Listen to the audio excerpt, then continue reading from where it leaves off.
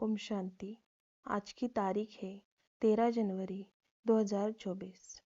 मुरली का सार है, मीठे बच्चे मनुष्य शरीर की उन्नति का प्रबंध रचते।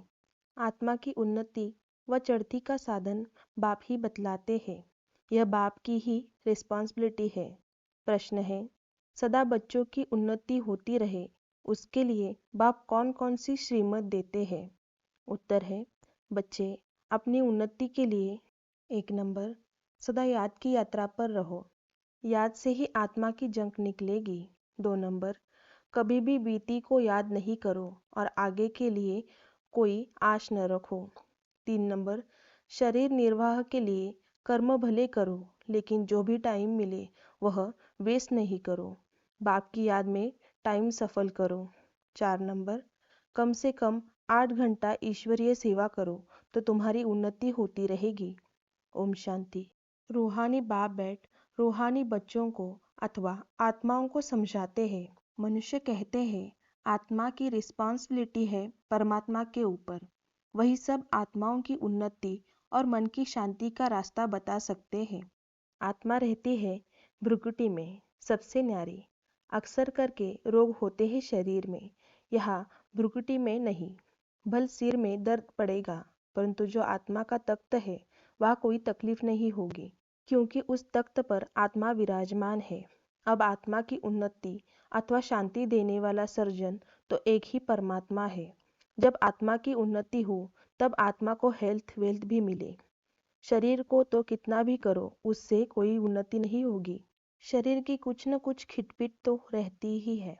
आत्मा की उन्नति तो सिवाय बाप के कोई कर न सके और सब दुनिया में शरीर की उन्नति का प्रबंध रचते हैं। बाकी आत्मा की चढ़ती कला व उन्नति होती नहीं है, वह तो बाप ही सिखलाते हैं। सारा मदार आत्मा पर है। आत्मा ही 16 कला बनती है, फिर आत्मा ही बिल्कुल कला रहित हो जाती है। 16 कलाएं बनती है, फिर कला कम कैसे होती है यह भी बाप ही समझाते हैं। बाप कहते हैं सतयुग में तुमको बहुत सुख था, आत्मा चढ़ती कला में थी और सत्संगों में आत्मा की उन्नति कैसे हो यह बात नहीं समझाई जाती है। वह जिस्मानी नशे में रहते हैं, देह अभिमान है। बाप तुमको देही अभिमानी बनाते हैं। आत्मा जो तमोप्रधान बनी है उनको सतोप्रधान बनाना है।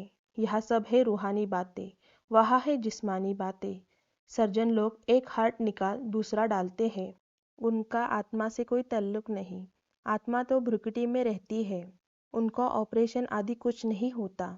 अच्छा, बाप समझाते हैं कि आत्मा की उन्नति तो एक ही बार होती है। आत्मा जब तमोप्रधान हो जाती है तब आत्मा की उन्नति करने वाला बाप आता है। उनके बिगर किसी भी आत्मा की चढ़ती कला हो न सके। बाप कहते हैं यह छीछी तमोप्रधान आत्माएं मेरे पास आ न सके। तुम्हारे पास जब कोई आते हैं तो कहते हैं शांति कैसे मिले अथवा उन्नति कैसे हो, परंतु यह नहीं जानते कि उन्नति के बाद हम कहाँ जाएंगे, क्या होगा। पुकारते हैं पतित से पावन बनाओ, जीवन मुक्ति धाम में ले जाओ, तो आत्माओं को ही ले जाएंगे ना। शरीर तो यह खत्म हो जाएंगे परंतु यह बातें किसकी बुद्धि में नहीं है। यह है ईश्वरीय मत, बाकी वह सब है मानव मत। ईश्वरीय मत से एकदम आसमान में चढ़ जाते हो, शांति धाम सुख धाम में, फिर ड्रामा अनुसार नीचे भी उतरना ही है। आत्मा की उन्नति के लिए बाप के सिवाय और कोई सर्जन नहीं। सर्जन फिर तुमको आप समान बनाते हैं। कोई तो बहुतों की उन्नति अच्छी करते हैं, कोई मीडियम, कोई थर्ड, औरों की उन्नति करते हैं। आत्माओं की उन्नति का जवाबदार है ही एक बाप। दुनिया में यह किसको मालूम नहीं है। बाप कहते हैं इन साधुओं आदि का भी उद्धार करने में आता हूँ। पहले जब आत्मा आती है तो पवित्र ही आती है। अब बाप आए हैं सबकी उन्नति करने। नंबरवार पुरुषार्थ अनुसार तुम्हारी देखो कितनी उन्नति हो जाती है। वहाँ तुमको शरीर भी फर्स्ट क्लास मिलता है। बाप है ही अविनाशी सर्जन, वही आकर तुम्हारी उन्नति करते हैं तो तुम ऊंचते ऊंच अपने स्वीट होम में चले जाएंगे। वो लोग मून पर जाते हैं। अविनाशी सर्जन तुमको उन्नति प्राप्त कराने लिए कहते हैं मामेकम याद करो तो विकर्म विनाश होंगे। बाप विश्व के बच्चों को लिबरेट करते हैं। जब तुम स्वर्ग में जाएंगे तब और सब शांतिधाम में होंगे। बाप कितना वंडरफुल कार्य करते हैं, कमाल है बाप की। तब कहते हैं तुम्हारी गति मत तुम ही जानो, आत्मा में ही मत है। आत्मा अलग हो जाए तो मत मिल न सके। ईश्वरीय मत से चढ़ती कला, मानव मत से उतरती कला, यह भी ड्रामा में नूंद है। वो लोग समझते हैं अभी स्वर्ग बन गया है, आगे चलकर मालूम पड़ेगा कि यह नर्क है व स्वर्ग। भाषा के ऊपर कितना हंगामा करते हैं, दुखी है ना। स्वर्ग में दुख होता नहीं, अर्थक्वेक भी नहीं होगी। अब पुरानी दुनिया का विनाश होना है, फिर स्वर्ग बन जाएगा। फिर आधा कल्प वह भी गुम हो जाता है। कहते हैं द्वारिका सागर के नीचे चली गई, सोने की चीजें नीचे दब गई है। सो तो जरूर अर्थक्वेक से नीचे जाएंगी। समुद्र को थोड़े ही खोदकर निकालेंगे, धरती को खोदते हैं, वहां से माल निकालते हैं। बाप कहते हैं मैं सबका उपकार करता हूँ।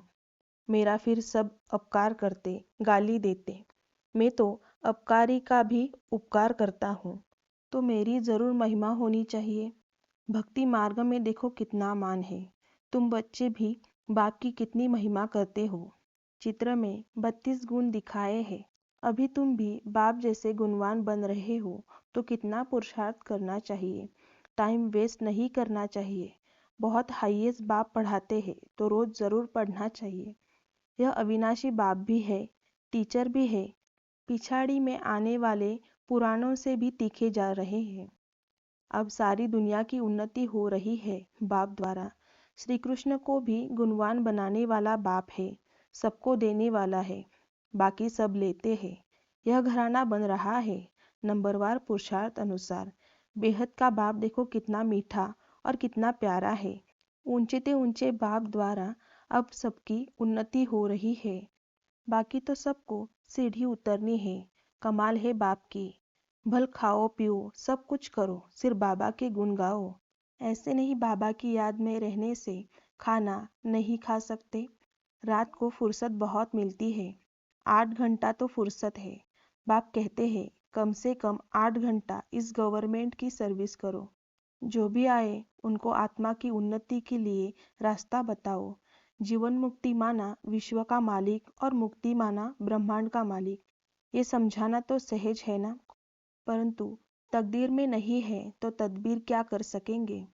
बाप समझाते हैं कि बाप की याद सिवाय आत्मा की जंग निकल नहीं सकती। भल ज्ञान सारा दिन सुनाओ, परंतु आत्मा की उन्नति का उपाय याद के सिवाय और कोई नहीं।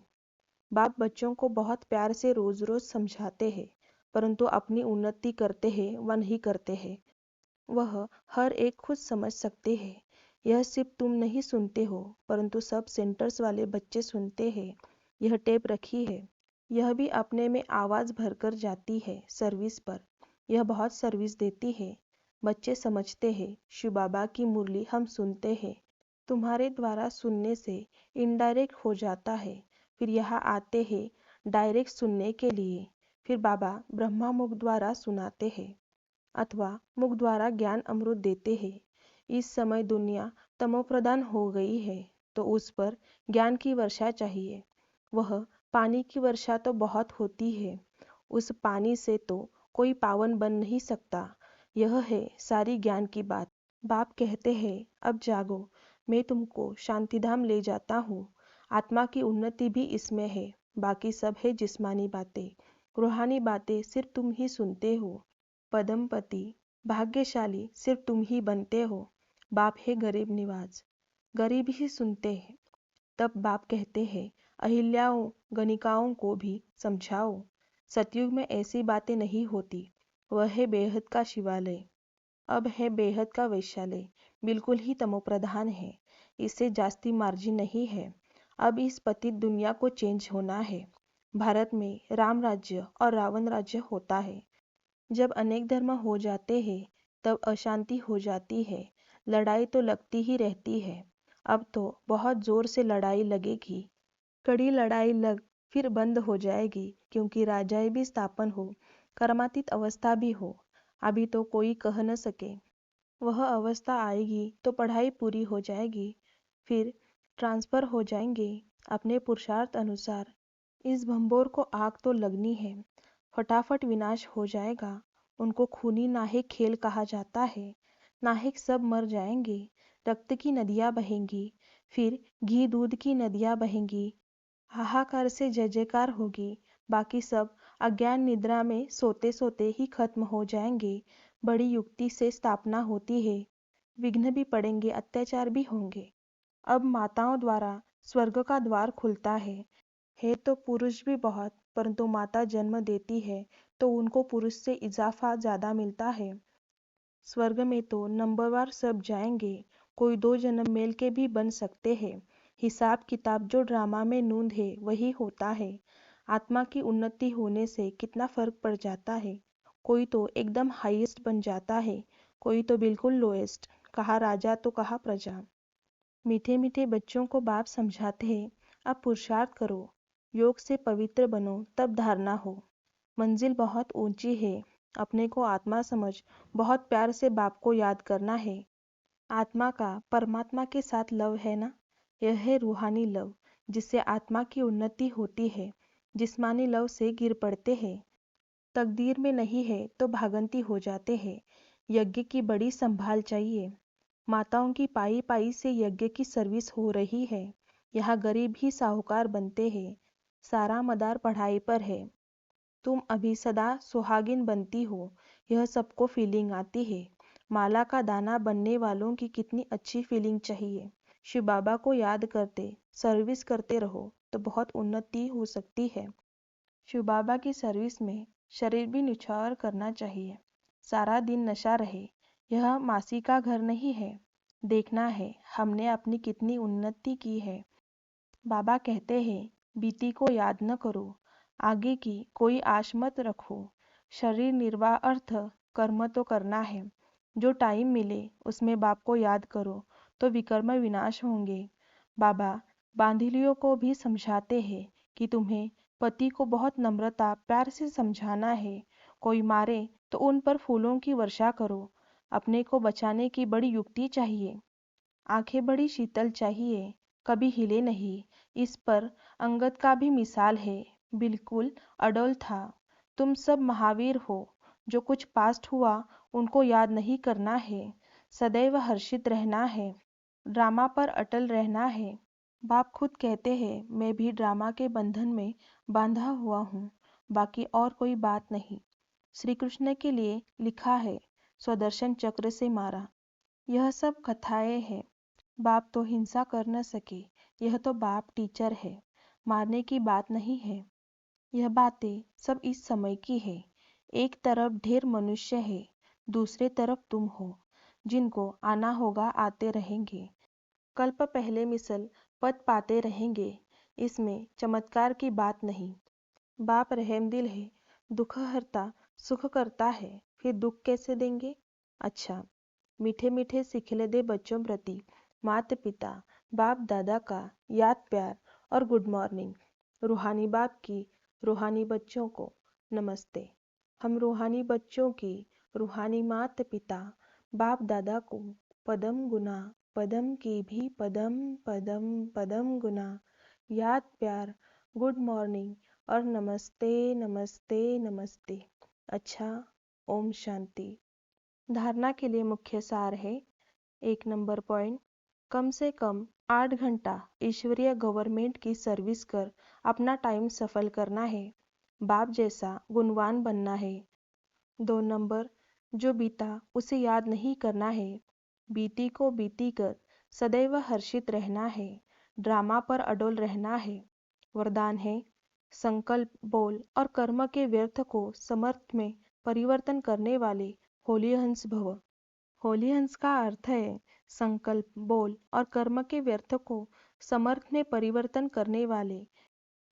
क्योंकि व्यर्थ जैसे पत्थर होता है, पत्थर की वैल्यू नहीं, रत्न की वैल्यू होती है। होली हंस फौरन परख लेता है कि ये काम की चीज नहीं है, ये काम की है। कर्म करते सिर्फ यह स्मृति इमर्ज रहे कि हम राजयोगी नॉलेजफुल आत्माएं रूलिंग और कंट्रोलिंग पावर वाली है तो व्यर्थ जा नहीं सकता। यह स्मृति होलियंस बना देगी।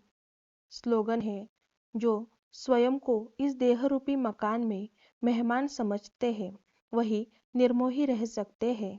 अच्छा, ओम शांति। अव्यक्ति साइलेंस द्वारा डबल लाइट फरिश्ता स्थिति का अनुभव करो। जैसे जब कोई ऐसा दिन होता है तो चलते फिरते ट्रैफिक को भी रोककर 3 मिनट साइलेंस की प्रैक्टिस कराते हैं। चलते हुए सभी कार्यों को स्टॉप कर लेते हैं। ऐसे आप भी कोई कार्य करते हो या बात करते हो तो बीच बीच में यह संकल्पों की ट्रैफिक को स्टॉप करने का अभ्यास करो। 1 मिनट के लिए भी मन के संकल्पों को, चाहे शरीर द्वारा चलते हुए कर्म को बीच में रोक कर अपने फरिश्ते स्वरूप में स्थित हो जाओ। अच्छा, ओम शांति। वाह बाबा वाह, वाह रामा वाह, वाह रे मैं आत्मा वाह, वाह रे मेरा भाग्य वाह, वाह रे मेरा ईश्वरीय परिवार वाह, वाह रे मैं स्वराज्य अधिकारी आत्मा वाह। अच्छा, ओम शांति। मेरा बाबा, मीठा बाबा, प्यारा बाबा, पदम गुना पदम गुना पदम गुना, शुक्रिया बाबा शुक्रिया बाबा शुक्रिया बाबा। अच्छा, ओम शांति।